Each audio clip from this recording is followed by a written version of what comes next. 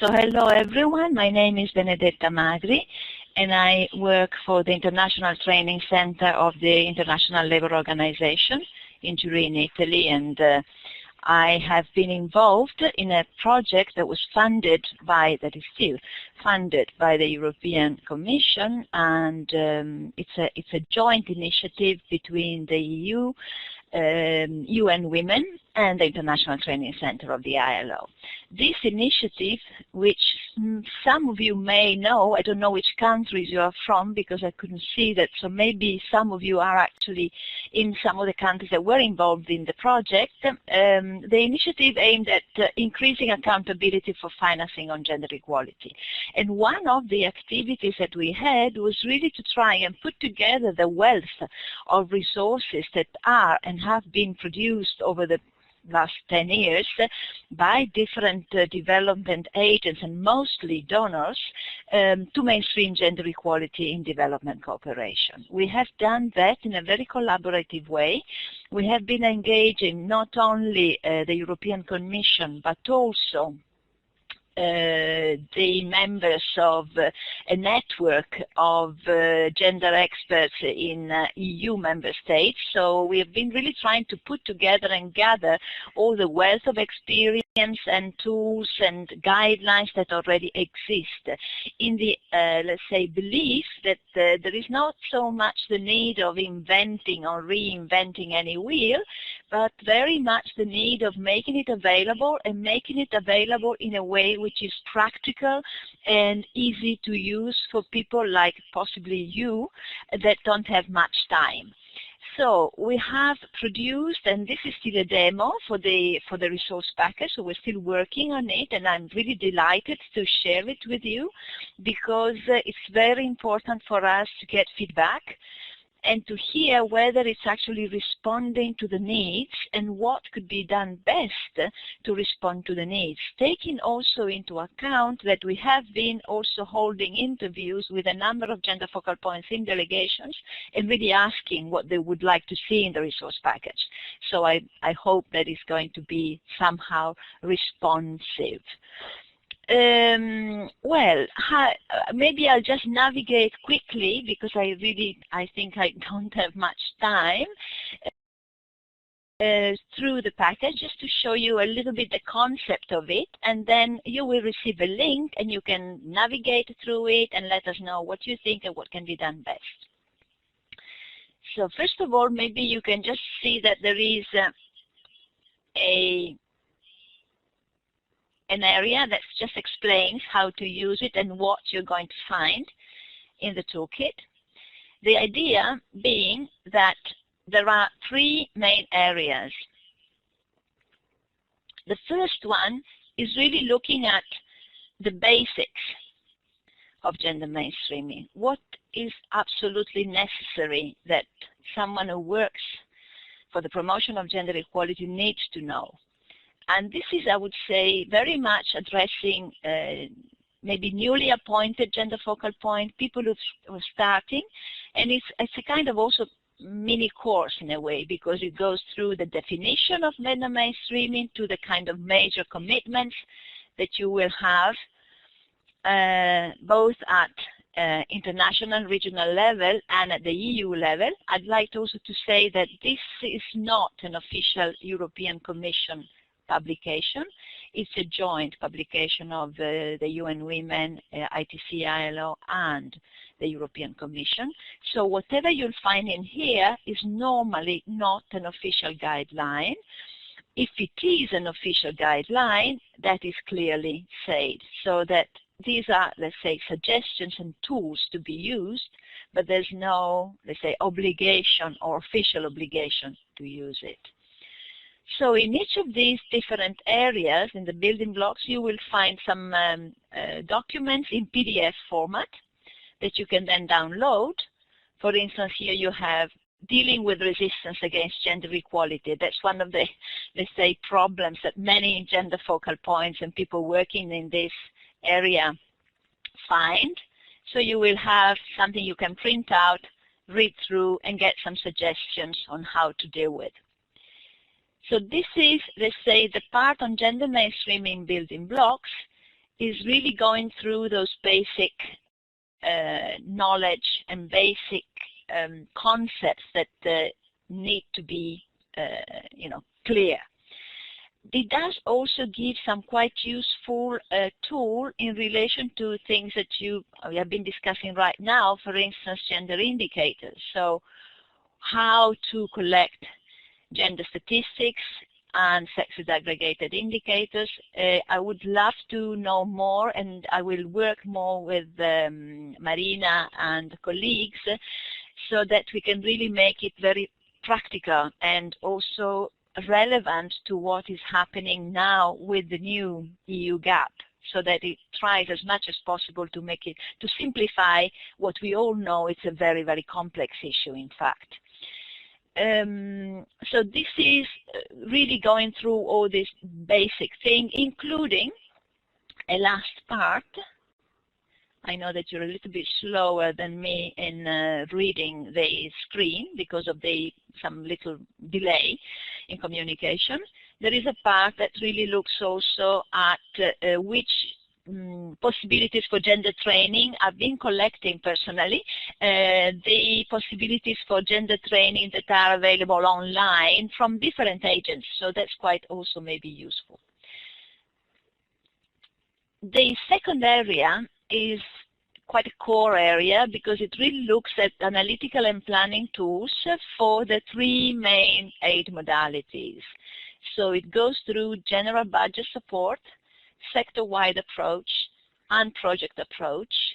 And once you enter there, you will have them organized by according to the cycle of operation, basically.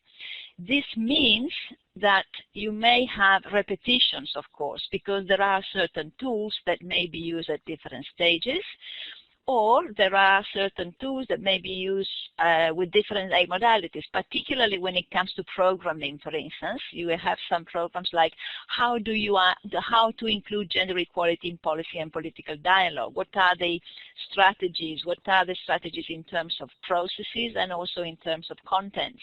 Or elaborating a country gender profile, something that you've just been discussing. It may be a similar exercise, although the contents may slightly, of course, they may differ when it comes to general budget or programming, the programming exercise, or focusing more on a sectoral level. So this is, let's say, the part on aid modalities. And as you can see, you can really you can really go through the whole cycle from programming to evaluation and audit. It gives some kind of key information, and then it gives you the tools. What also can be interesting is that we've been trying also to give some practical example. For instance, about country profiling. We found some examples that may not always be of the European Commission, but we found that as being particularly useful. Just to give you an idea, here you have the one on Uganda. It was done very nicely because it was done by the donor coordination group altogether. So it gave very interesting indications on what different donors can finance according to their, let's say, preference or division of labor. So that was quite nicely done, and you can find it here. The third area for the toolkit is also quite an important one, and I suspect probably the one who can also be more practical for those on the ground, because it really looks at themes. So this is going to be particularly useful, of course, when you are talking about sector programs, but also projects. We have been selecting some of the key areas that for us and for the group of people who have been very heavily consulted seem to be important. And so for each of these areas, we will find, for instance, here I click on agriculture and rural development. You will find resources. You will find a thematic brief, which contains an overview of gender issues in the area, a roadmap for gender mainstreaming in that specific area, a selection of gender-sensitive indicators. So if you cannot or if you feel that those indicators that are already included in the action plan do not adequately capture the issues at hand, you can also go and consult there. And then examples of past gender-sensitive projects and programs in the specific sector, and further references. The further references are also quite important because they collect what has been done and the guidelines produced by different donors and links. For instance, GIZ has done quite a lot on agriculture and rural development. DFID has done a lot on gender-based violence, so you can get, let's say, best practice. And also some examples in relation to actions that have been taken by EC delegations as well throughout the program that we have been running over the last 4 years. So this is the third area that we cover in the resource package. And finally, to try and make it as practical as possible and to avoid people having to try to go through all the different areas and desperately looking for what they need, we have put 2 facilities, I would say 3 facilities. The first one is frequently asked questions, like a kind of a 101 on gender mainstreaming. And these are the kind of questions we have been really hearing from gender focal points in delegations, like gender equality in policy dialogue, and here you will have some quick answers and the links to the relevant tools that can be used to actually promote gender equality in policy dialogue, or SOS country gender profile, and there you will have a little reply, and of course a tool that's going to give you an example of terms of reference to commission a country gender profile with some practical examples, and so on and so forth. Then there is a search function. It's a very basic one. And finally, there is an area which is called Knowledge Bank, and this is quite a big effort that was made to really collect all the resources on gender mainstreaming in development cooperation produced, let's say, we tried to, let's say, limit to the last 5 years. And there they are in this Excel file, which contains about 500 titles. It won't work. Okay, it doesn't matter. So you will be able to download it and keep it for yourself and look. And let's say, I know that everyone is using Google today, but this is kind of avoiding the effort to use Google, because it's an annotated database.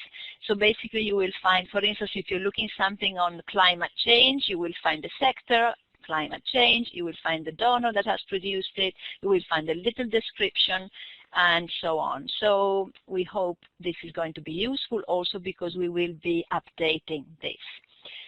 And I think with this I can close. If there are any quick questions, I can reply, of course, if anyone is still there. What do we do? Close here?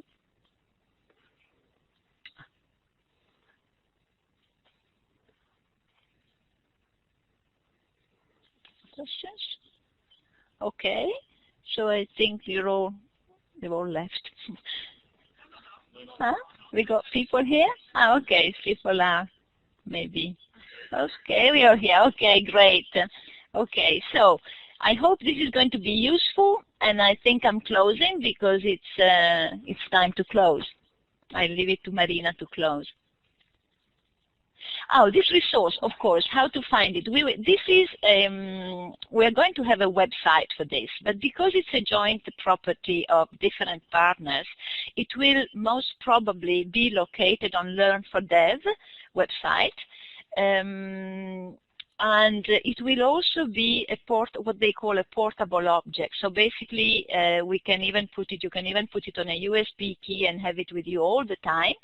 We will also make it accessible through iPad and iPhone. iPhone is going to be a little bit more, or a smartphone. It's going to be a bit more difficult, but for iPad, you're going to have a version for that too. And now Learn for Dev is not the same as Capacity for Dev. Learn for Dev is the network of the capacity development units of different donors. It's an informal network. We can also put it on Capacity for Dev. So we're going to link it in as many places as possible and disseminate it as much as possible. There may be some questions about translations. For the moment, this is only in English, but it would be really nice to know what are the key resources that you think could be useful in other languages, because unfortunately the project is closing financially and administratively on the 31st of December, but if I am told which are the tools that could be and would need to be translated, like I would think the terms of reference for country profiles, things like the very, very core issues, we will do that. So please do let us know. Thank you. I'll leave it back to Marina to make some closing comments.